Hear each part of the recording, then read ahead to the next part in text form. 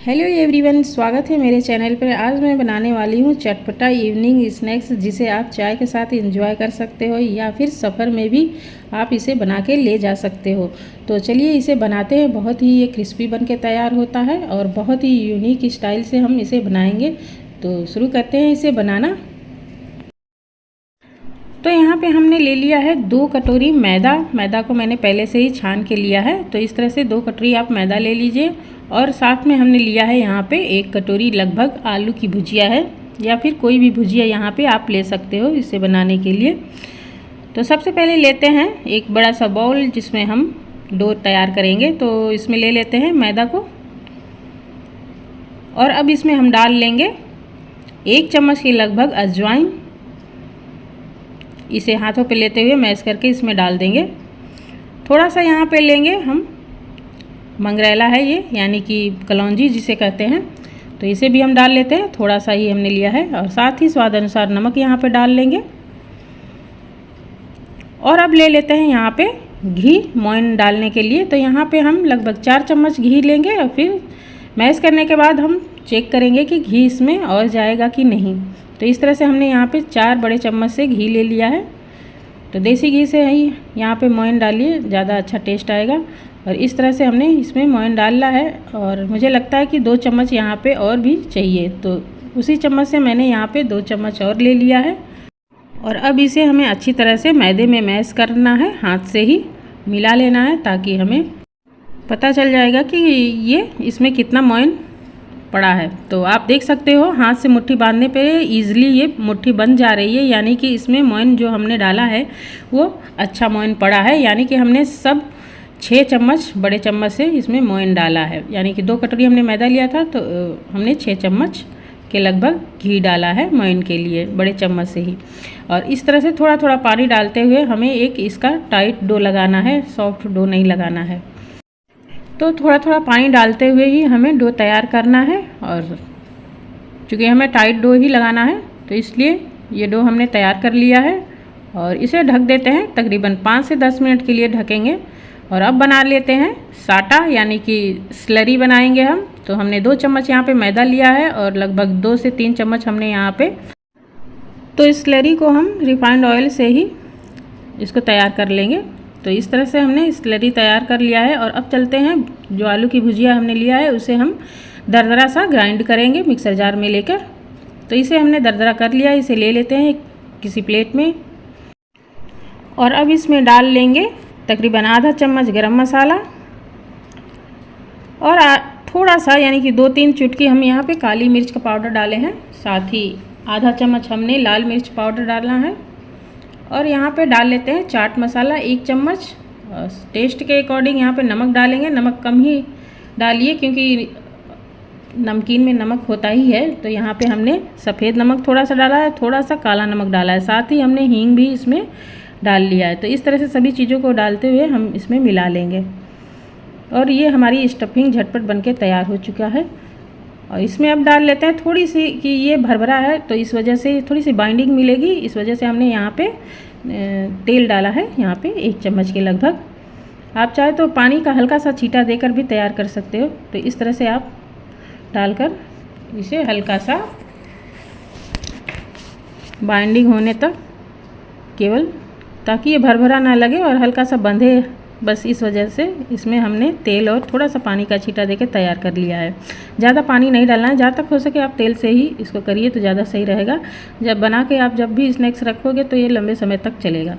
तो इसलिए हमने इस तरह से तैयार किया स्टफिंग को। अब क्या करते हैं, डो को लेते हैं, फिर से इसे मैश करने के बाद इसे हम इसके 4 भाग कर लेते हैं, और फिर हम इसको बनाएंगे, बेलेंगे।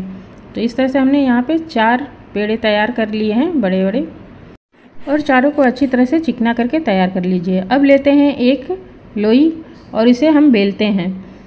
तो जितना बड़ा आप बेल सके आप उतना बड़ा बेल लीजिए, मतलब बहुत पतला भी नहीं करना है हमें, और ना ज़्यादा मोटा रखना है। तो इस तरह से हमें इसको बेल कर बड़ा सा रोटी तैयार कर लेना है। तो इस तरह से बड़ा करने के बाद इसे हम दिखाते हैं कि कितना पतला हमने रखा है। तो बहुत ज़्यादा हमने पतला भी नहीं रखा है, और ना ही बहुत मोटा रखना है। वैसे आप पतला करोगे तो ज़्यादा ही सही रहेगा, पर बहुत ज़्यादा पतला ना करिए कि जिससे फट जाए। तो इस तरह से हमने इसे बना लिया है और स्लरी जो हमने तैयार किया था इसके ऊपर डालकर हमें अच्छा से स्प्रेड इस पे कर देना है। किनारों पे भी अच्छी से लगनी चाहिए, इसमें अच्छी तरह से हमें इसे लगाना है। उसके बाद सूखे मैदे से डस्ट कर देना है और इस तरह से डस्ट करने के बाद हम किनारों से फोल्ड कर देते हैं दोनों साइड से। तो इस तरह से हमें इसे फोल्ड करके इसके ऊपर भी हमें स्लरी को लगाना है। तो इस तरह से दोनों जो हमने फोल्ड किया है उसके ऊपर लगाने के बाद इसे भी हमें सूखे मैदा से डस्ट करने के बाद इसे हम स्क्वायर शेप में फोल्ड करना है हमें। तो इसके ऊपर अच्छी तरह से डस्ट करने के बाद मैदे को और फिर से हम इसे दोनों तरफ से फोल्ड कर लेते हैं। तो इस तरह से हमें स्क्वायर शेप इसे देना है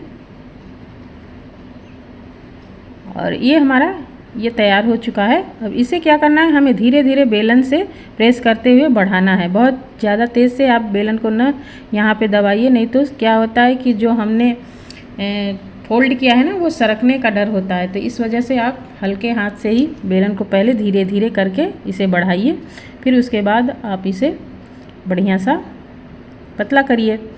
इसे हमें बढ़ाना है तो इसका शेप बिगड़ना नहीं चाहिए, इसी तरह से हमें बनाना है। तो इस तरह से बेलन से बढ़ाते हुए आपको फैला लेना है अच्छी तरह से, ताकि वो बहुत मोटा भी ना रहे और पतला भी ना हो। साइड से अब क्या करते हैं, चाकू से इस तरह से हम काट के बराबर कर लेंगे। तो इस तरह से हमने किनारों को निकाल दिया है, किनारों को हम बाद में यूज करेंगे। तो इस तरह से बीच में हमने काट लिया है और जितना बड़ा आपको रखना है अपने पेटीज़ को आप उसी हिसाब से इसे काट लीजिए, छोटा बड़ा स्क्वायर बनाकर। अब क्या करते हैं कि इसे हम उलट देंगे, दूसरे साइड सारे इसको उलट देंगे, क्योंकि नीचे का हिस्सा जो होता है ना गीला होता है। तो इस वजह से इसे हम पहले उलट देते हैं और उसके बाद हम फिर इस पर स्टफिंग रखेंगे। तो थोड़ा थोड़ा स्टफिंग रखते हुए हमें इसे तैयार करना है। बहुत ज़्यादा स्टफिंग को न भरिए यहाँ पे, क्योंकि ये बहुत चटपटा होता है। तो थोड़ा थोड़ा स्टफिंग रखते हुए हमें इसे बढ़िया से हाथ से सेट कर लीजिए। उसके बाद हमें किनारों पे पानी लगाना है और पानी लगाते हुए हमें इसे लॉक करना है। तो आप जिस शेप में इसे बनाना चाहते हो आप बना सकते हो, या फिर आप कचौड़ी के शेप में भी बना सकते हो, यानी जिस तरह से हम कचौड़ी बनाते हैं ना उस तरह से भी आप इसे स्टफिंग को भर के बनाकर तैयार कर सकते हो।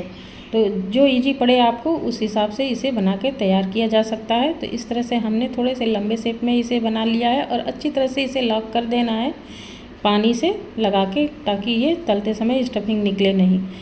तो यहाँ हमने कुछ इस तरह के बनाए हैं और कुछ हम ट्रायंगल शेप में भी बना लेते हैं। तो इस तरह से जो इजी लगे आप उस तरह से आप इसे बना के तैयार कर सकते हो, टेस्ट में कोई फ़र्क नहीं आएगा। तो इस तरह से हमने इसे कुछ तैयार कर लिए हैं, जिसे हमने प्लेट में रख लेना है और बाकी को भी हम इसी तरह से बना के तैयार कर लेंगे।